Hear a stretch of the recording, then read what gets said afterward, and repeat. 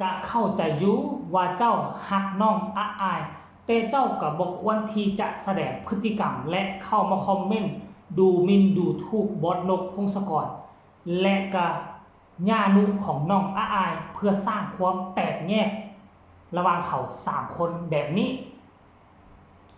กราบทักทายสบายดี FC ทุกคน FC ทุกทางมาพบมาพ่อกับค่อยเจ๋เบาลาวคลิปนี้เป็นเรื่องเล่าข้อมูลข่าวสารซึ่งค่อยได้มาจากการคอมเมนต์ของบรรดา FC แฟนคลับของศิลปินที่เพิ่นแสดงตัวตนว่าเพิ่นเป็น FC ของน้องอายแต่จะเป็นหรือบ่เป็นเดี๋ยวเจโบลาวจะพาทุกคนไปวิเคราะห์นำกันเป็นยังเพิ่นจึงแสดงพฤติกรรมและคอมเมนต์แบบนี้ออกมาเนาะทักทายสบายดีแบบสไตล์เจเบาลาวมื้อนี้ก็อากาศค่อนข้างว่าคันสิบ่แดดมันก็บ่แดดมันเป็นลักษณะคืออบอ้าวแต่ว่าความร้อนนี่ก็สูสีกันกับเมื่อวานนี้ดีแดดร้อนเอาแท้ว่าแต่ว่าก็ร้อนซ้ำกันนี่แต่มื้อนี้แดดบ่ร้อนแต่ว่าก็ร้อนแบบนี้ท่านผู้ชมเอ้ยเนาะพี่น้องฟังไทยพี่น้องฟังลาวจงระมัดระวังกัน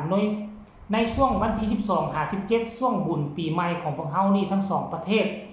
กรมอุตุนิยมแจ้งออกมาแล้วว่าฝนจะตกหนัก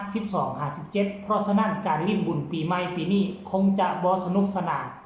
ดังที่ปีที่ผ่านมาอยู่แล้วมันบ่แม่นตกธรรมดามันจะเป็นพายุลมฝนพายุฤดูร้อน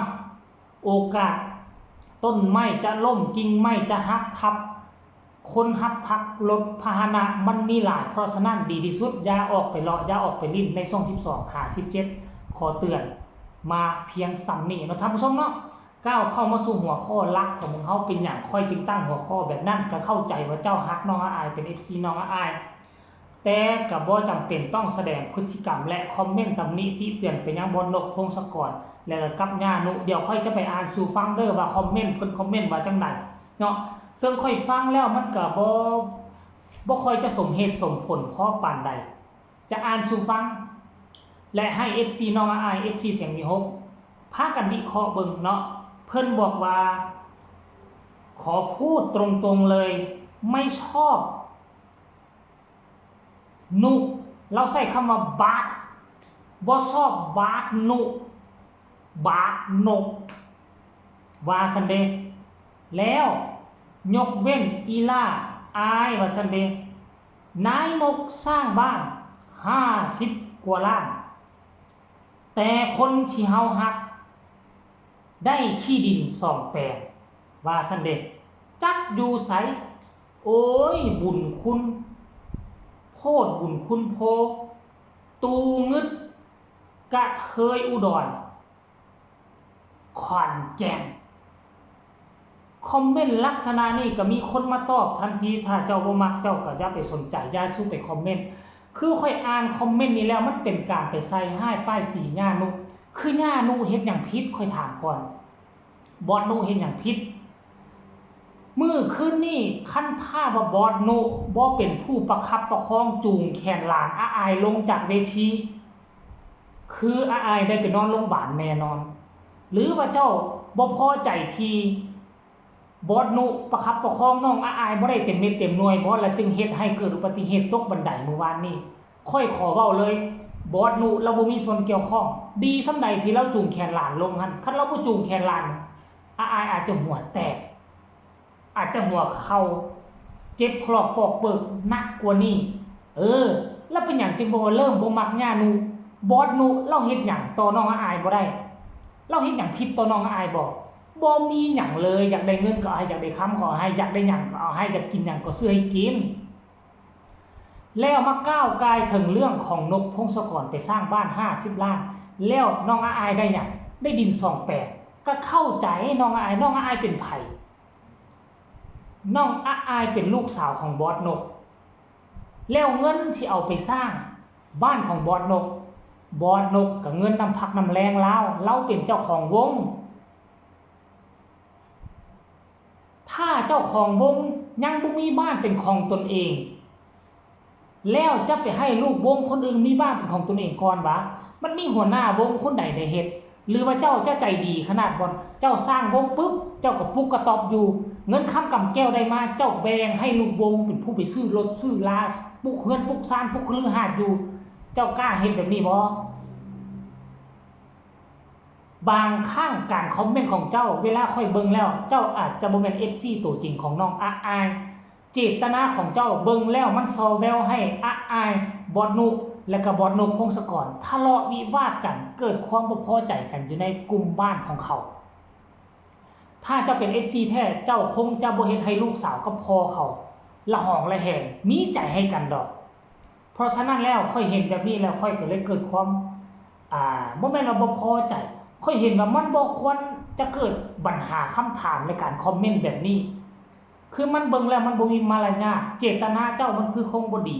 ถ้าเป็น FC ของน้องอายเขาจะบ่แตะต้องญานุบอดนกเพราะเขาบ่อยากให้คนเรานี่3คนนี่ละหองละแหงมีใจให้กันจักหน่อยนึงคันมีใจให้กันแม่มันจะอยู่นำกันบ่ได้อยู่นำกันบ่ได้คันอายไปอยู่วงอื่นเขาจะฮักน้องอายแบบนี้หรือบ่จะมีคนซุกยู่อุ้มสู้น้องอายแบบนี้หรือบ่สำหรับเงินของเอาไปสร้างบ้านมันก็เงินของบอสนกพงศกรแล้วมันเกี่ยวหยังกับอายความหมายของเจ้าคือว่านกพงศกรขโมยเงินอายไปสร้างบ้านแม่นบ่มันคงบ่แม่นแนวนั้นดอกอายได้ที่2แปลงหาเงินปีนึงมันก็ดีทว่าเจ้ามาคิดไล่เบิ่งว่าค่าตัวน้องอายคืนนึงเท่าใดมื้อนึงเท่าใดและเงินค่าตัวนี่ก็ทอนไว้ทอนได้พอมาพอควรละอยากได้ที่ก็มาบอกบอสนกอายกับญาลำก็บอกบอสนกแล้วก็เอาไปซื้อที่เจ้าก็มาไล่เบิ่งดูงานปีนึงมีจักงานแล้วควรจะเป็นเงินเท่าใดเขาก็ความอาจสามารถปีนึงได้ที่2แปลงมันก็ดีส่ำใดแล้วมันก็ถือว่าเป็นเงินมหาศาลแล้วแล้วจะให้เอานกพงศกรเอาเงิน50ล้านมามอบให้น้องอายบ่เป็นบ้าบ่เงินของไผก็คือเงินของมันเงินส่วนไผก็คือเงินส่วนมันเงินตัวนั้นก็เป็นเงินน้ำพักน้ำแรงของนกพงศกรและบ่แม่นว่าเรามี50ล้านอยู่ในกำมือบ่แม่นเรามีเงินเพียงแต่เท่าไหร่10กว่าล้าน20กว่าล้านแล้วเราก็ไปทุ่มเทก่อนเราได้เงินมาเราก็จ่ายเป็นงวดเราบ่ได้มี50ล้านขนาดนั้นไดบ่ได้มีขนาดนั้นความหมายของเจ้าคือหัวหน้าวงมีเงิน50ล้านลูกน้องเราบ่มีหยังคอรอแค่แลคันเจ้าไปสมเทียบใส่ลูกน้องคนอื่นค่อยบ่ว่าหยังอันนี้มาสมเทียบกับน้องอายคือลูกบ่นกคือพ่อของอายเป็นหยังต้องพยายามแบ่งแยกแข่งขันให้เขาผิดกันเฮือนหลังนั้นสร้างมาให้ไผความหมายของเราก็คือสร้างให้ปู่ให้ย่าก็ซ้ำสร้างให้ลูกให้เต้าให้หลาน